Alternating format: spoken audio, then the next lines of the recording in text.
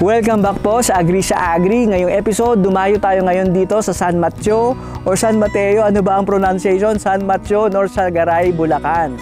Dito sa possible na inyong retirement home sa kalagitnaan ng farm. Ito pong lupain na ito ay 7.6 hectares na agricultural land. Yan po ay may kasamang ilog, merong creek, merong water na nanggaling pa sa Ipo Dam dahil ito ay 5 minutes away lang sa Ipo Dam at Ipo Dam View Deck.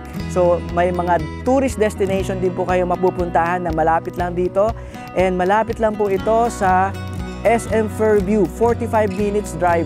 Napaka-accessible po ng ating property na ito. Don't forget to like and subscribe. Ayan, so napakagandang place. Nabusog na ako sa almusal. Masarap na luto ni Chef Tin. Miss Tin, maraming salamat sa breakfast. Thank you. Thank you for being here. Thank you for having me, for inviting me. Coming over dito ay napaka-adventure pero napakasulit ng pagpunta kasi isang opportunity para sa ating mga viewers ngayon, lalong-lalo na yung mga OFWs na naghahanap ng kanilang retirement home na pwede na rin kayong magtanim, mag-alaga ng isda, at kung ano pa, mag-integrated farming na kayo dahil ito ay around 7.6 hectares to be exact, no? So 70,569 square meters. Malaki-laki po ito. At syempre, ang may mga ikukwento sa inyo ngayon, si Miss Tin, ang kanyang mga childhood memories na nananakbo dito, naghahabol ng mga kambing, manok. So, how is it na growing up na may ganitong kalaking lupa? Actually, ngayong nasa 30s na ako, ngayon ko pa lang talaga siya fully na-explore. Nag-reveal ng age. 30s, ayan. Medyo ang laki pala ng property, no? Lalo na when we were reviewing it last year. Even dun sa likod, sa dulo, napakaganda ng property, napakaganda ng view. At saka growing up here, lalo na kapag February season, ganyan, January, napakalamig. Kanina nga umaga, medyo malamig no, pagkagising. May fog pa nga ata kanina nung dumating ako, medyo may mist. May mist, di ba? Nag-aano siya, nakabait ng dog. There are a lot of childhood memories for us here, no? Growing up, nagsa-stargazing kami dito. Down the road is, andun yung Bit River, so meron ding pwedeng swimmingan. Malapit lang. Malapit lang, like less than 10 minutes away. Yeah. And also, ang ganda ng Ipo Dam. So every so often na mabubuo kami magpipinsan, meron kaming picture na inuulit-ulit namin. Yung mga then and now, simula nung kabataan namin. Diyan sa Ipo River, kami sa Ipo Dam. Yes, harap ng Ipo Dam view. Wow. So, yun ang So, yun ang mga possible na magiging memories din ng mga kids nyo, mga apo nyo, if you acquire this land.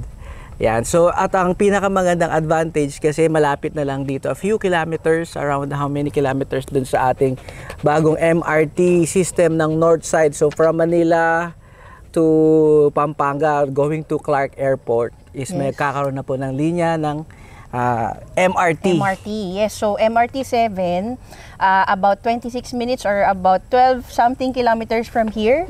Napakadali lang puntahan.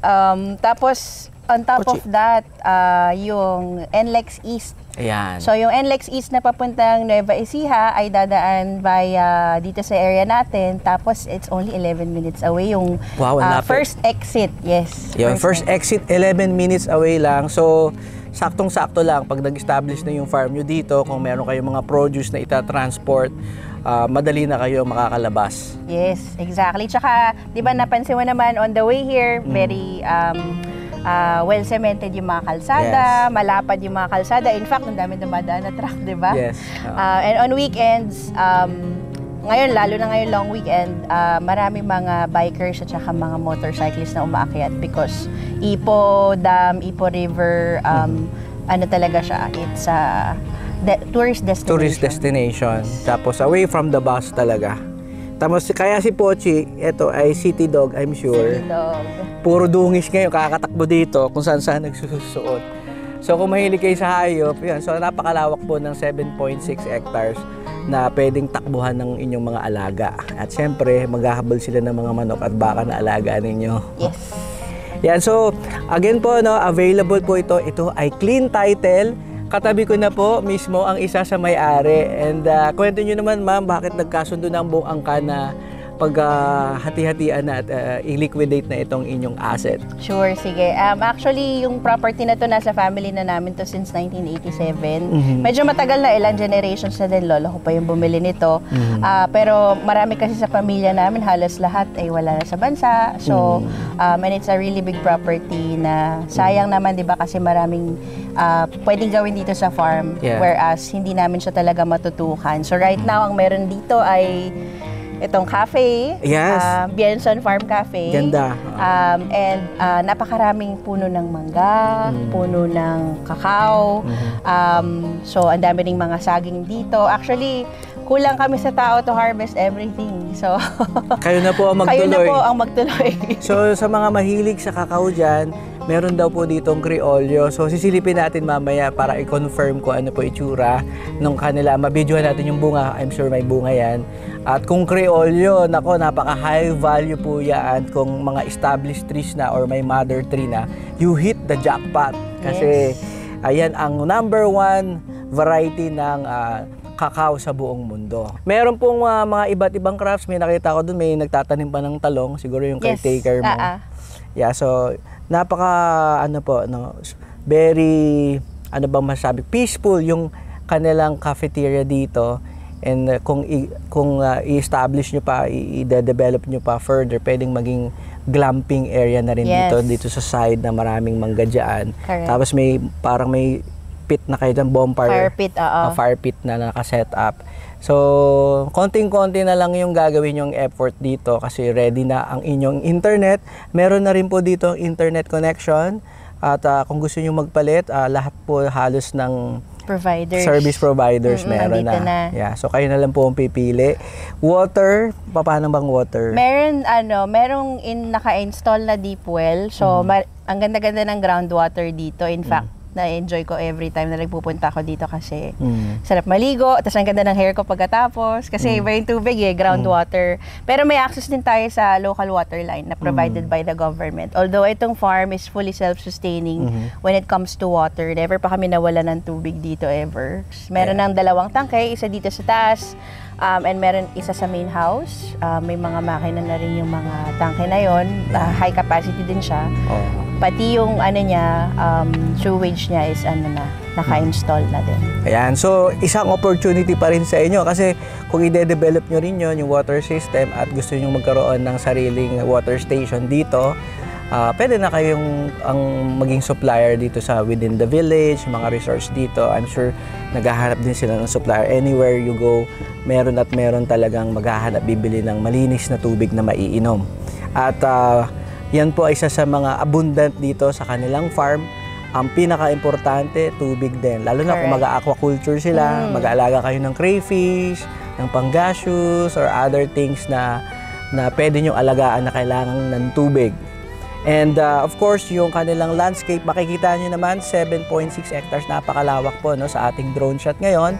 Ay balot na balot naman, kumbaga here and there, puro greeneries.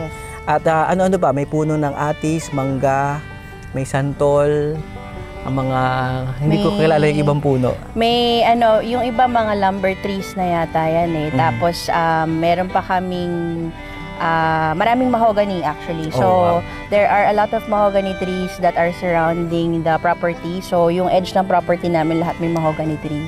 So that was planted by my dad and my aunt nung mga 5 years old pa lang yata. So sobrang established na. So around 25 years old na yung mga mahogany. And saging. The best yung saging namin dito.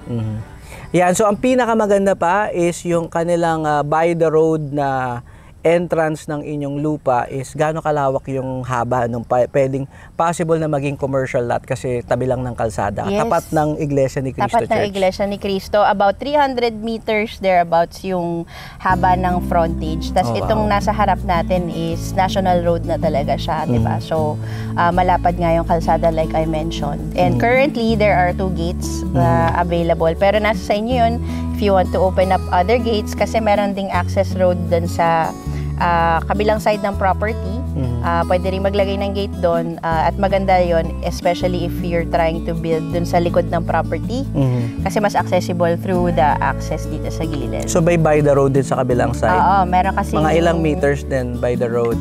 Right of way, parang ano lang siya, dirt road lang siya. Right of way for the people na nakatira dun sa likod. Oh, okay. So, ma-access mo yung likod ng property. Okay, so kung may produce kayo, kasi doon banda is mababa na. So, ideally, yung aquaculture setup nyo, most likely doon sa ganong area. So, meron na kayong exit para hindi nyo na iakyat dito sa kabila. So, may dalawa kayong entrance or exit na pwedeng magawa dito sa farm na ito. Yes, yes. At perfect doon sa bandang ibaba dahil kabilang side na yun, 7 hectares is quite a long walk. So, okay na okay yun na meron kayong exit doon. Yes. Lalo na kung may karga kayong mga isda at mga crayfish. That's right. Yeah, so pumunta na lang po kayo sa description. Nandyan po ang full details and then ilalagay na po natin ang contact numbers. Direkta na rin po tayong makikipag-usap. Of course, contact me first and then I will directly connect you sa ating owners, kay Ma'am Tin na siyempre very accommodating. Sa smile pa lang, mabibili mo na siguro yung property. Sana ganun. Feel free to visit us anytime. If you need any, siguro kung gusto niyo bumisita, and we can host you here naman sa cafe, or if you want to stay overnight and experience ang glamping dito while viewing the property, pwede po. Just feel free to contact us through Jay. Yeah. Thank you so much. Ma'am, agree ka ba sa agree? Agree sa agree. Don't forget to like and subscribe.